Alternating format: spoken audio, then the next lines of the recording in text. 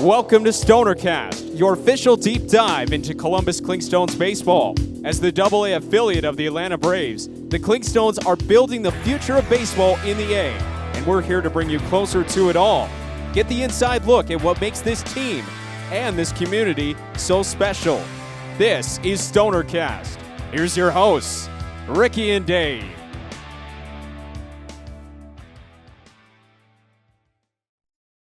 Hey, y'all. Welcome into StonerCast.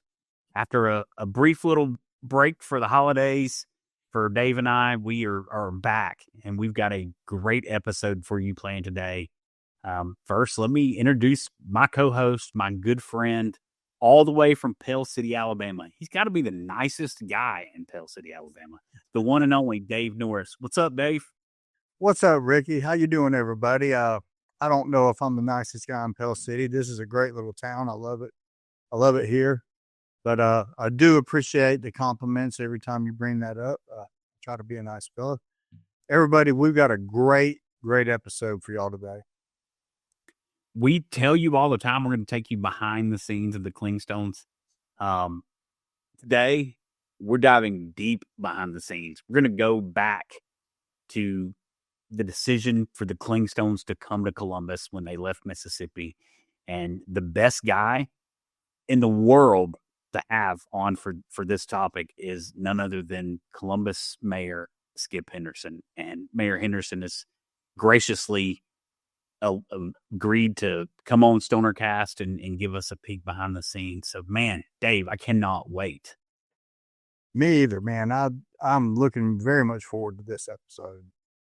All right, well, let's take care of some business first. You know what it is. Look down there. Like, subscribe, share, tell a friend to tell a friend, tell an enemy to tell an enemy. StonerCast is here every Friday, 6 a.m. We drop a new episode that's going to take you behind the scenes of the Columbus Clingstones. So, with that being said, Dave, let's get right on into it.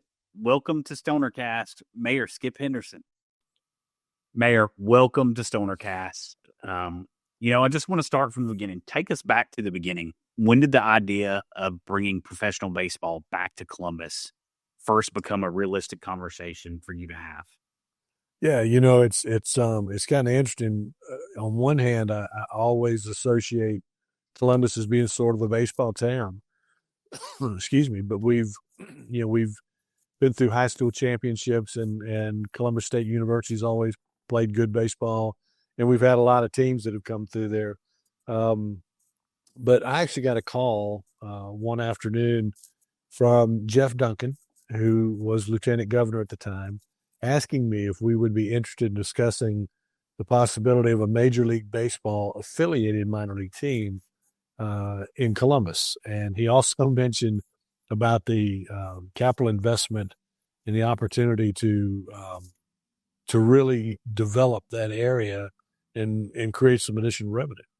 And of course that sold me on it. And of course, Jeff has a history of baseball. He pitched for Georgia Tech, and I think he was drafted, may have been by Tampa Bay to pitch, and made it to AAA before he injured his arm. But so he knows a little bit about baseball and what it can mean to a community. So yeah, we told him, go ahead, have him contact us. And we had some conversations, and every conversation we had sounded a little more exciting. Mayor Henderson, welcome to StonerCast, and we really greatly appreciate you taking the time to join us. This is really awesome. Can you describe your personal fandom of baseball and how the Braves and minor league baseball influenced your support in bringing the Clingstones home to Columbus? Yeah, I'll be glad to. It's just kind of two different answers because one is sort of how I became such a baseball fan.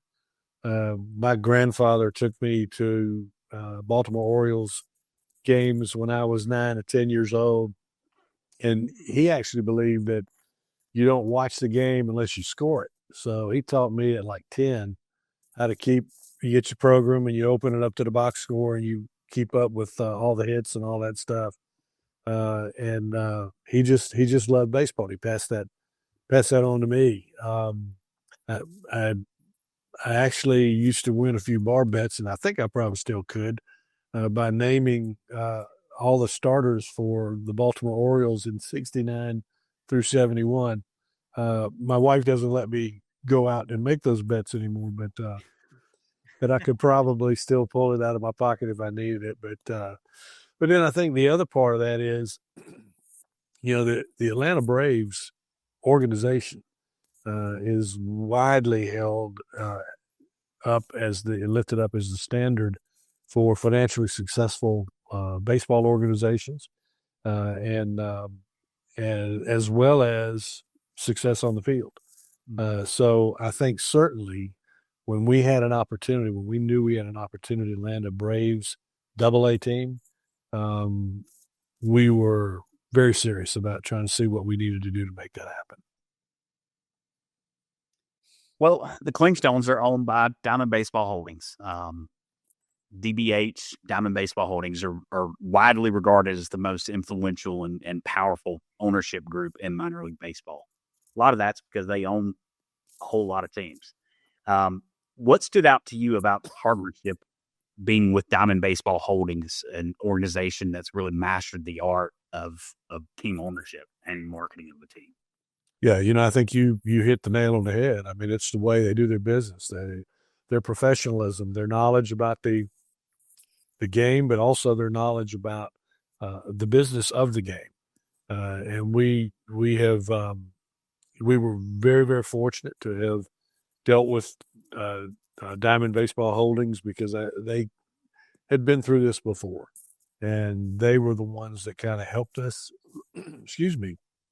zero in on what level of team in the organization we would fit with and how we move towards that. I think they owned, at the time we started it, they might have owned maybe 30 teams, and now I think they're up to over 40. So they're continuing to try to develop more and more opportunities to leverage those different stadiums. Mayor, over the history of Columbus professional baseball, we've had farm teams for the Astros, the Indians, the White Sox, the Tampa Bay Rays, the St. Louis Cardinals had the Foxes here. Well, I got this jersey. Bob Gibson started his professional career in Columbus. We've even had the Yankees back in 1964. Columbus is right in the middle of Braves country, and yet we never had an affiliation with the Braves. How significant of a role did the Braves affiliation play in your decision to pursue the opportunity to bring professional baseball back to Columbus? Oh, it was big. We wanted to continue to evaluate the opportunities with MLB and their PDL, the Professional Development League, because it would have been a Major League Baseball affiliated minor league team. So it would get us back into the minor league system. But so we knew we'd get a team that was affiliated, but knowing that we had a chance to get the Braves in here, I hate to say it made it a no-brainer, but it certainly made the decision much easier because we had the confidence level go up significantly that this was going to work. The Braves, I think they had begun to talk about consolidating all of their minor league programs in Georgia. That way, if there was somebody with a rehab stint, I know there were rumors this past season that we were going to have one or two of those guys come through Columbus, but the possibility remains from season to season because they have attempted to strategically, I think, put all their teams in driving distance, basically, of their different stadiums. Mayor, the negotiation process and the entire thing really happened very quickly. Your initial announcement to City Council was in May of 23. Ground was broken on Synovus Park in July of 24, I believe. And the home opener was April 15th, 2025, in front of a sold-out crowd of over 5,000 baseball fans. At what point did you sit back and just think, I hit a home run with this. I hit a grand slam with this. This thing is pretty amazing. Well, first I'll tell you that I thoroughly love having my name associated with that initiative, but there were so many people that did such a great job and did it in a timely fashion that allowed us to cross that finish line with the Braves AA team in Columbus. And frankly, when we first started, we thought, man, this is a long shot. The city councilors that participated, that voted for this, they took a leap of faith too, because we were under a non-disclosure agreement, could not share information. Major League Baseball wouldn't allow us to. The Atlanta Braves organization wouldn't allow us to. So some of the things that would have really excited the public and the elected officials about baseball, we couldn't share. And that makes sense, because if the Braves announced that we were in the running for a team and then something happened and council didn't approve it, that's just not something that's good for the Braves or for MLB that say Columbus turned them down. So it really wasn't an opportunity until we knew that the opportunity was going to be entered into by council. There's one guy too that I'll mention, and Ricky, I know you and I talked about him before. We had one city councilor, well, actually two, that had passed on since this vote was taken, but it was one in particular that his health was really failing, and so much so that he was bedridden most of the time. And he called in to make the deciding vote to have this go forward and become a reality. And this is a guy that wasn't a baseball guy. He was actually a boxer in his younger years. He had been a nurse. He just is one of those guys that wants to do everything he can to try to help the community. And even though he didn't follow baseball, he knew what baseball could mean to that entire area, because that's where the economic development piece comes in. That's where re-energizing an area of our community that we had frankly hadn't had a lot of success in providing that shot of energy. So I somewhere along the road, I hope everybody says a little prayer for Pops Barnes, because he was the guy that really kind of helped us push this over the finish line. And I'm just going to go ahead and say, Pete Lavin, if you're listening to this episode of StonerCast, we've got those arches that kind of tell the history of baseball in Columbus, and I think he'd be a great one to honor on one of those columns. He would. Yes, sir. Mayor Henderson, our park, is a very historic park. It's one of the oldest in the country, and I know we had to go through a remodeling process on it. How important was it for the city to preserve the historic elements of the old Golden Park while also having to work within the constraints of bringing it up to 21st century minor league baseball standards?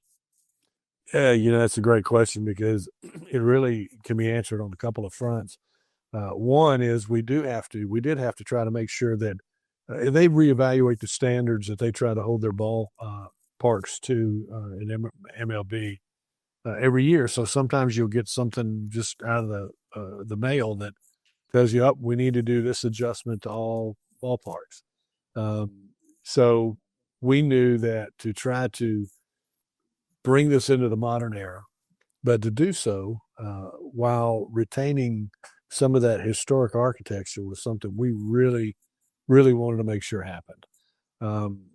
Columbus is known, I think, in most quarters as a community that celebrates that type of architecture. We've protected and enhanced and redone some of the buildings along the river.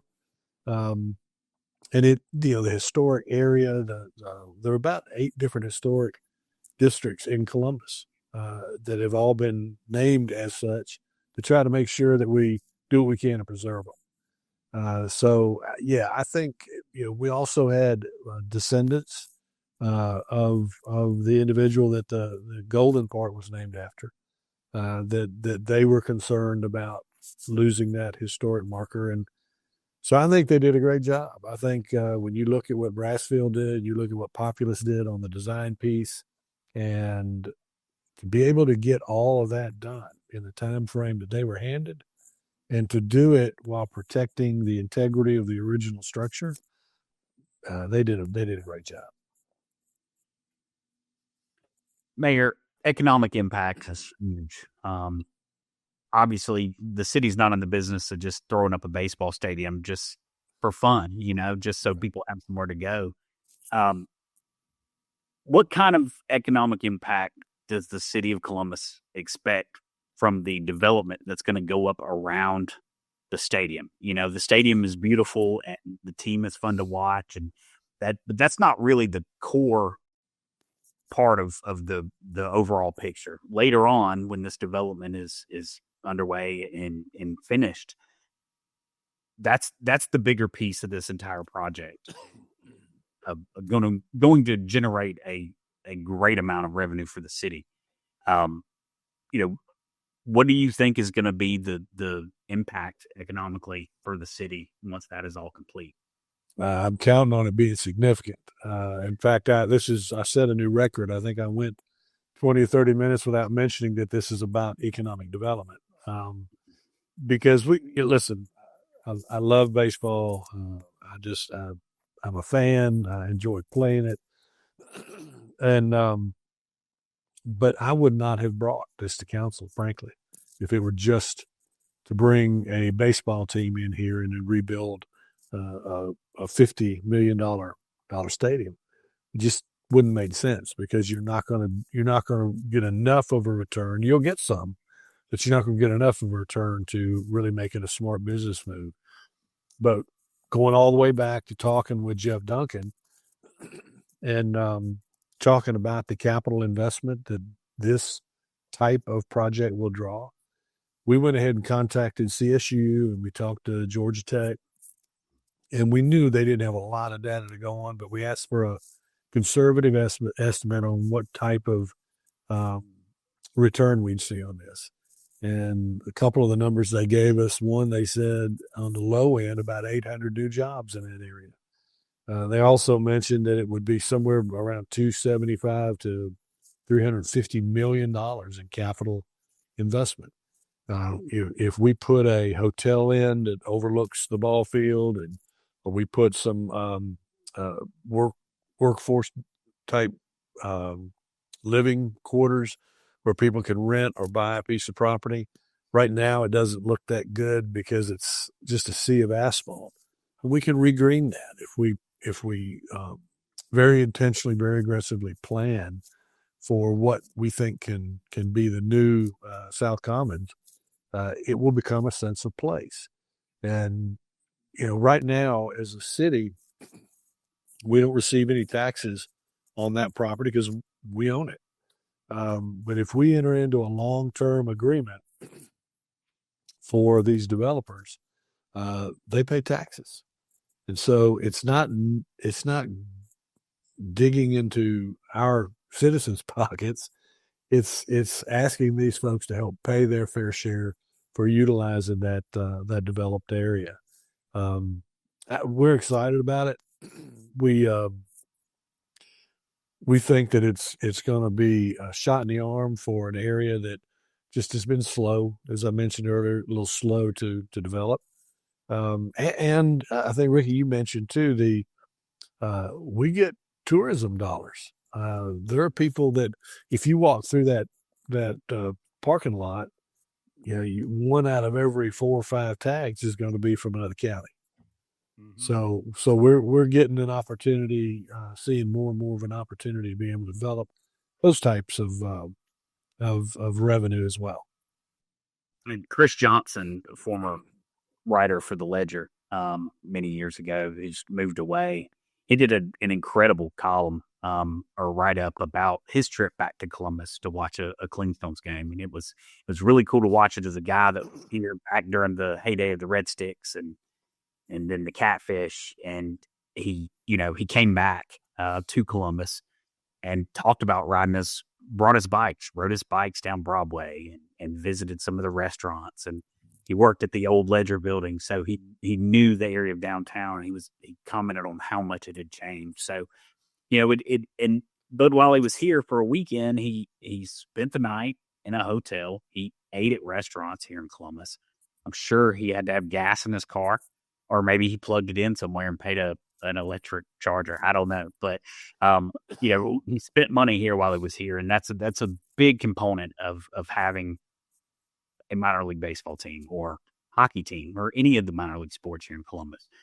Fans do travel. Our own Clingstone players have stated multiple times on this very podcast, they would look up in the stands at Biloxi, Pensacola, Knoxville, and they'd see Clingstones fans. Just like we traveled to those cities and paid money there and to eat and drink and gas and staying, folks are doing that in Columbus as well. So have you guys been able to track any of those aspects, the tourism dollars? We did ask, and they make estimates based on the numbers. And of course, keep in mind that you mentioned that long history of the teams that played in Columbus, and a lot of them back before the internet sapped so much of our time. We actually set a record, all-time record, by mid-season for the highest attendance levels for baseball in Columbus. So clearly people are coming to visit.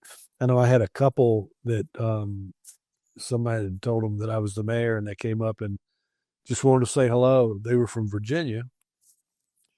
They didn't know anybody in Columbus. They had heard that there was a new ball field in Columbus, and they just said, hey, let's take a weekend. So they jumped in the car, drove down, stayed at one of the hotels downtown, and did exactly what you said Chris did. They walked all the way through the historic district to go to the ball game, and I think they stayed maybe 2 nights. We're going to continue to see that. I think it's an attractor, and we're going to see more and more people, I believe, coming from the South Central states over to Columbus to catch a ball game. Mayor, you had said earlier you're a huge baseball fan, and you showed that because you were at Synovus Park for so many Clingstones games. You were at every game I was at. What would you say is your single favorite moment at the ballpark during the 2025 season? Single favorite moment. Man, there were a lot of them. I mean, my wife and I had season seats, and we try to make sure that we go as often as we can. There were a lot of comebacks. I mean, I think I mentioned if you left your seat, if you said, we only got 2 innings left, let's go ahead and go. There's 6-run differential. Man, before you got back across Victor Drive, that differential had been erased. So there were a lot of comebacks. But to me though, I think it's the kids. I think it's seeing these young people having the same kind of experience I had. That's by going out with a grandparent or a parent and getting exposed for the first time to baseball. Just running around with a Clingstone bat and helmet full of ice cream, dressing up like a hot dog in a ketchup bottle, and racing around the dirt on the infield. That to me, that is what's special about baseball. It builds relationships with the people that show up at the field, and they're going to be watching guys play right here that they may see in another 2 months playing on the big league team over in Atlanta. Mayor, we're almost to our lightning round, and I've got one more question. Dave's got one, and then we're going to come back and give you one final question after the lightning round. But okay, your final term as mayor concludes at the end of 2026. In the grand scheme of your administration, where do you think bringing baseball back to Columbus will rank on your list of accomplishments as mayor? And what do you hope future mayors and city leaders of Columbus will see as the long-term value of the decision to bring the Clingstones to Columbus?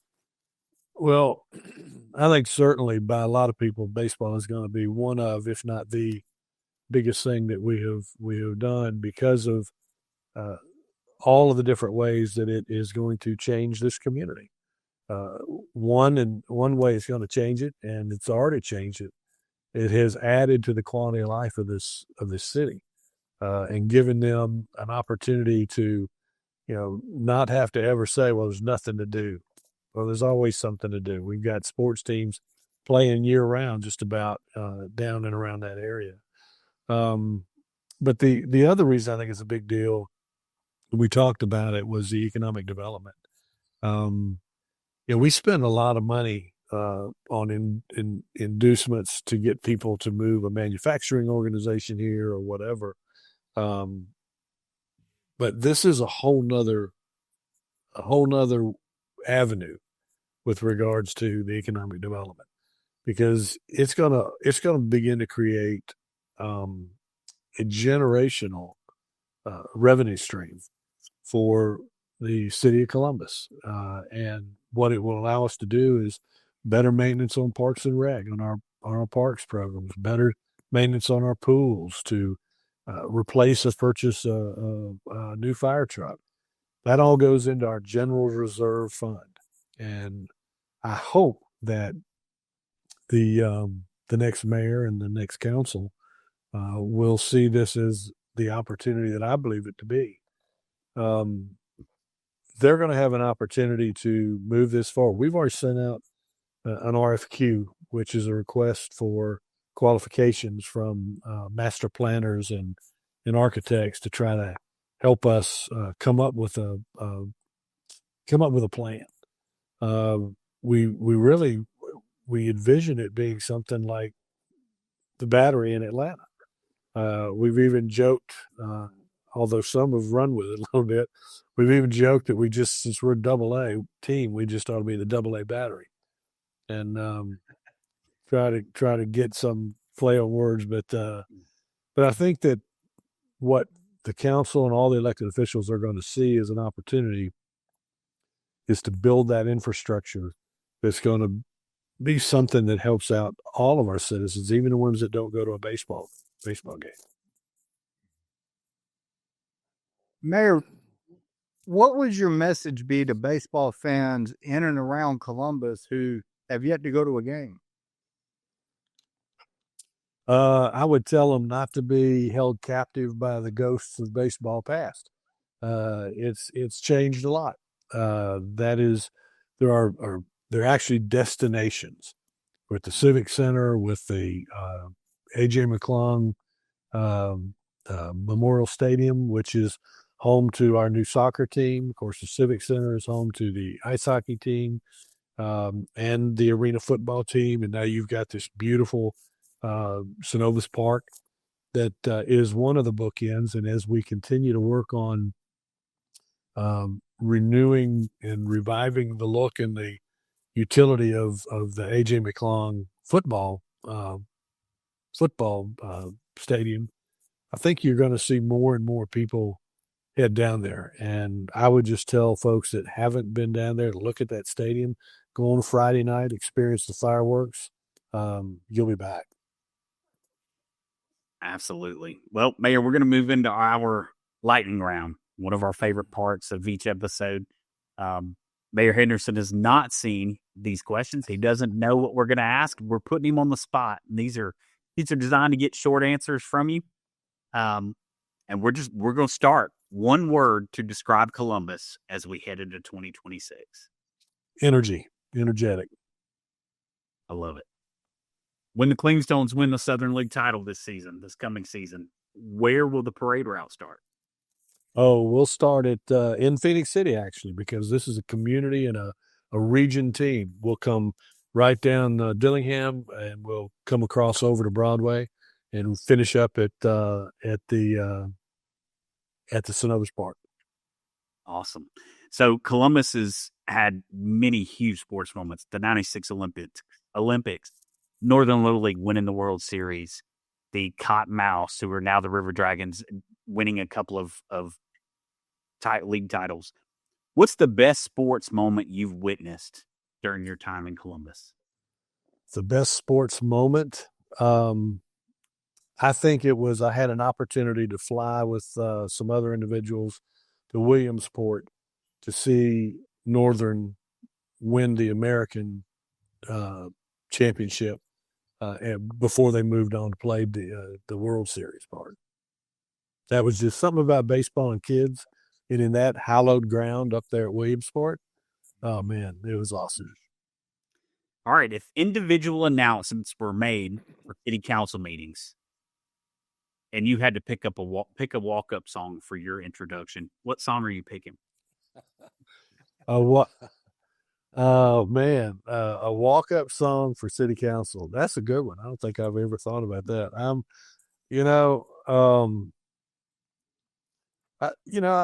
a country guy. How about Friends in Low Places? There you go. That's a good one. That's a good one. If you had to pick 3 local Columbus establishments to become members of a food court at Synovus Park, which 3 places are you picking? You realize how much trouble you're going to get me in with all these places. All right, let's see. I'd pick at least one, but I know I would pick Salt Cellar because my wife loves a Salt Cellar. Let's see. I would. Here's the deal. 5 years ago, it was easy to do. Now we've got so many great restaurants. But I'll say Mellow Mushroom. Karen and I'll go sit at the bar and have a pizza from time to time. And I know I'm forgetting some that are going to come back and bite me. But I'll say Bodega, sitting right over here across the street from me. Another good option. You didn't mention the one I thought you would. I would love to see Minnie's selling fried pigs by the piece. Listen, I'm with you. Minnie's would be the queen of the food mall there. But you can't go wrong. Columbus has so many cool places and great places to eat. Right. It's all going to turn. It'll all be good at the end. So we got 3 more. It would be awesome to get to be able to go down and grab you a Minnie's chicken breast. You better believe it. Minnie's or Chester's. I tell you, either one would be great. Absolutely. All right, you've got a home run derby planned against the mayor of any town USA to represent Columbus. Which city councilor are you picking to participate in the home run derby with you? Oh, I'm gonna saddle up Glenn Davis and ride him all the way to the winner's circle. That was a layup. I threw it up, and you finally an easy question. So, all right, give us 3 wishes for types of businesses you'd like to see included in the upcoming development at Synovus Park. The one our pal Chuck Williams has coined the 9-volt battery. The 9-volt battery. I like that. A little more power. Let's see. 3 types of businesses. I'd love to see a hotel. I'd like to see some type of sports themed entertainment family kind of place where they could, we got a Dave and Buster's moving in, something along that venue. And I would, I think I want to see some residential housing in there too. Yeah. Okay. Well, go ahead and make a mental note that I'm requesting a brewery. A brewery. Where a brew on site, craft beer brewery. We've got some great ones in Columbus. We do. We've got some great places that are doing a lot with craft beer, but I'd love to see Scofflaw move down there and just blow it up.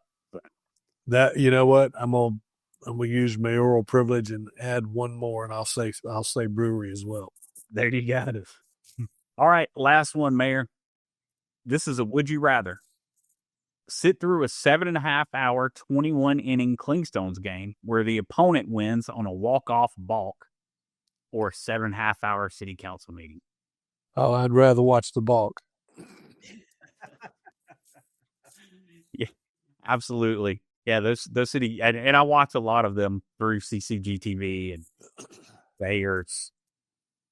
Sometimes they could turn into a snooze fest.